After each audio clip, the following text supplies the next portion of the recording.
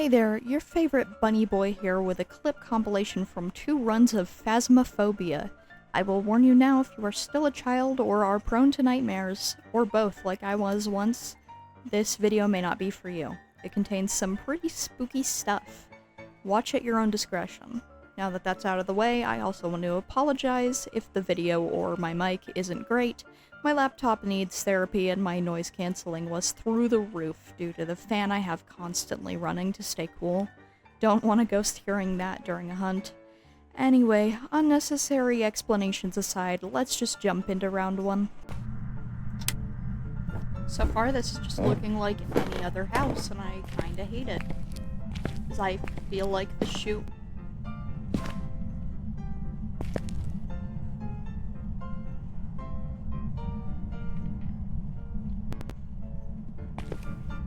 shoe is gonna drop. That's what I was trying to say. Was that there the last time I came in here? Guys, is this the room? At this point, I'm still trying hard to find the ghost room, using all of the tools in my arsenal to locate this elusive specter. I have a funny feeling.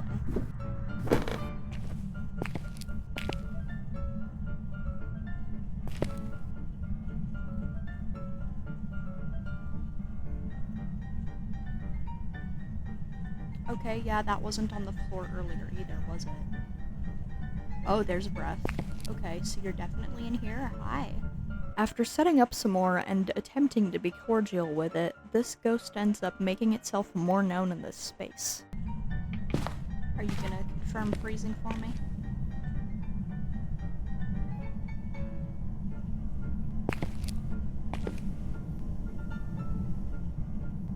That is very close.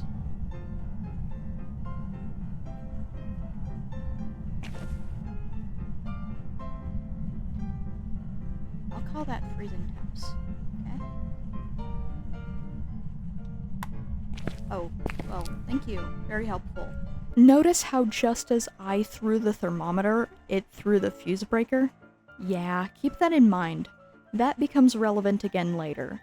This was its first attempt at what becomes a recurring annoyance in this run. When we went back to the truck, we managed to get a solid piece of evidence, but it wasn't enough. So of course I took more tools in there. And who knew that ghosts hate journals just as much as they hate thermometers?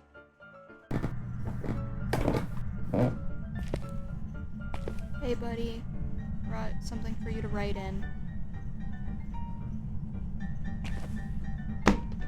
Oops, sorry. Didn't mean to do that. There aren't many places to put stuff down in here, but that's okay. Oh. Wow. After pointing out the lack of workspace in my immediate area, and of course being plunged into darkness a second time, I went back to the truck for more tools.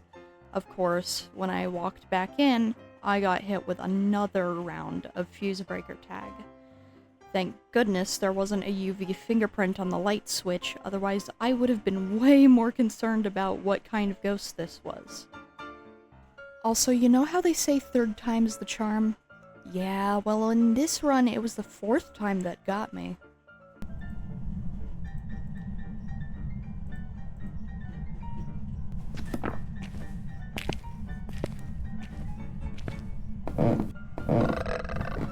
What?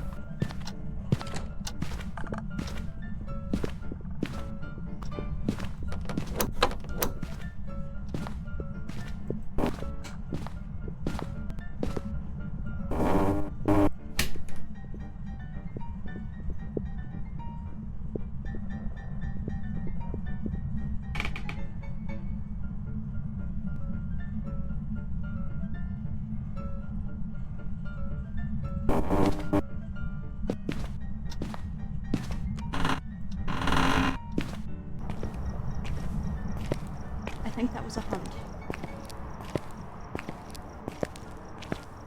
Yeah, no, that was a hunt. I just got hunted.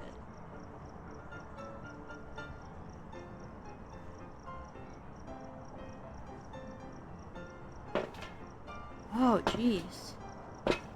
Now that you have seen me survive my first hunt in a solo game, time for an educational info dump.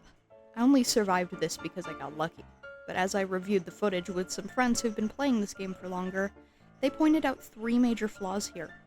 Point 1. When you hear a scary sound, don't turn back to look at the cause. That gets you nowhere, silly bunny. Point 2. I managed to cut it for the video, but my brother wanted to come in while I was recording. The what you hear may have been well timed, but it was actually in response to him.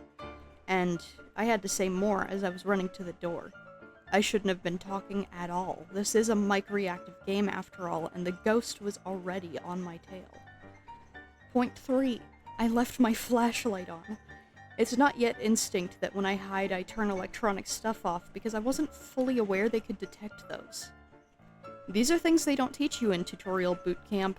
I'm just lucky I didn't go into this game blind and did have pointers from Phasmo veterans. But once this hunt ended, I hightailed it. I didn't want to stick around any longer than I had to. I discovered that ghost was a Raiju, which makes a lot of sense looking back, because it kept messing with the circuit breaker. But in the moment, the spooked bunny circled a random ghost possibility and left to the surprise of no one. And I feel like there's really no good time to say, hey, I'm desperate, please feed me your spare change, but while we're in between rounds, I moved everything on Patreon over to Coffee so it's all in one place. Friendly reminder that the lowest tier is $1.50 a month for Leopard Gecko content, and the second lowest tier is $5 a month for behind-the-scenes bloopers and other shenanigans. This tier also includes a shout-out at the end of my videos. Tried to make that as short as possible. Please tell me if I did good in the comments, and without further begging, let's roll the footage for round 2. Okay, let's fix the power.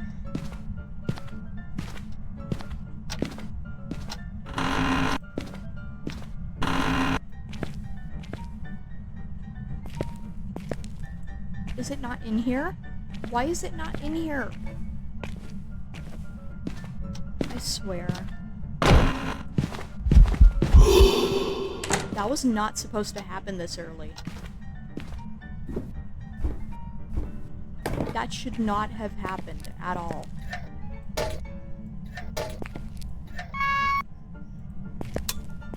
My inexperience with the game had me under the assumption that the setup phase stopped ghost events too.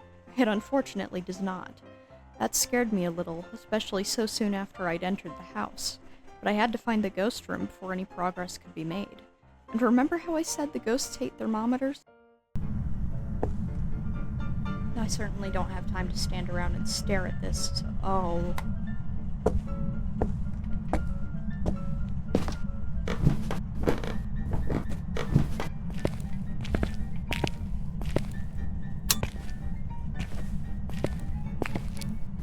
Might as well keep this light on too, jeez.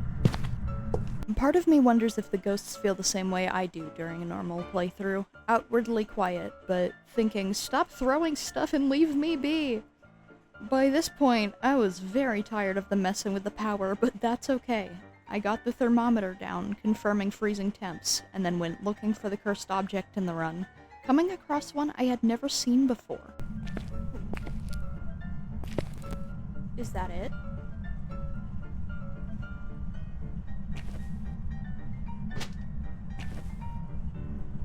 Jeez, don't like that. Okay. Let me tell you, I am so lucky that it wasn't the music box, because I would have picked it up right away like an idiot not knowing what it does and been totally done for. Anyway, I don't even use the cursed object this run, it just ends up getting thrown haphazardly on the kitchen counter. One of the first things I do is get a photo of the bone fragment and collect it. Looking back, I should have also gotten photos of the voodoo doll and the freezing thermometer, but hindsight is 20/20 after all.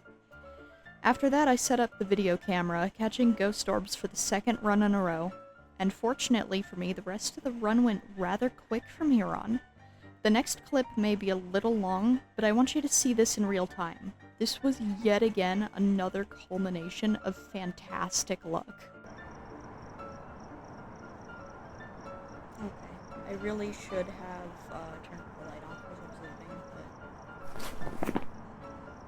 EMF5, Spirit Box Dots, Ghostwriting.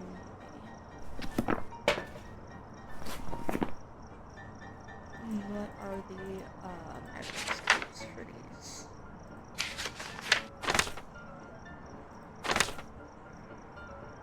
Ghost rating.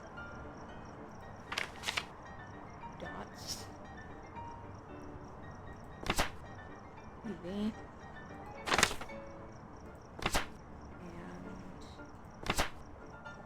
spirit box.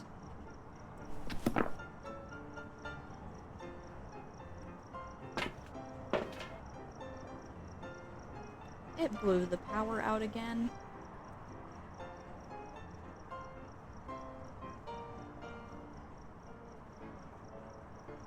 Was that dots?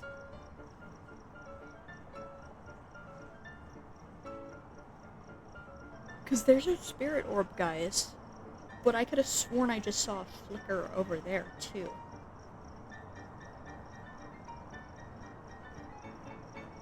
Oh my god, that's dots. Wow. Yeah, no, it's a crawler. It's a major crawler. Though, hey, we now have confirmed this is, in fact, a Yurei.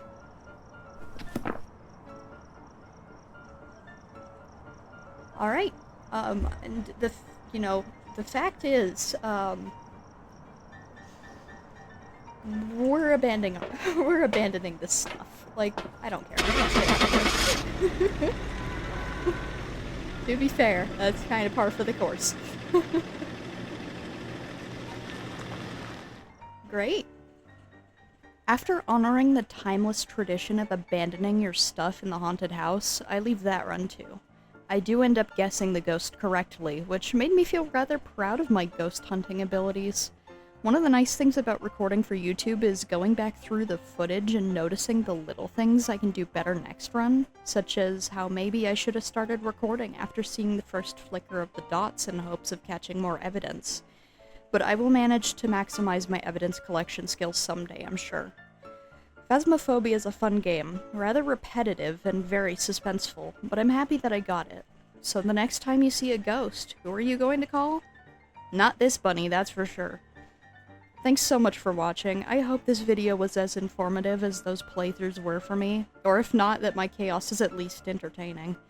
I'll surely be back with more Phasmophobia content, but in the meantime, I hope you guys have a great rest of your day.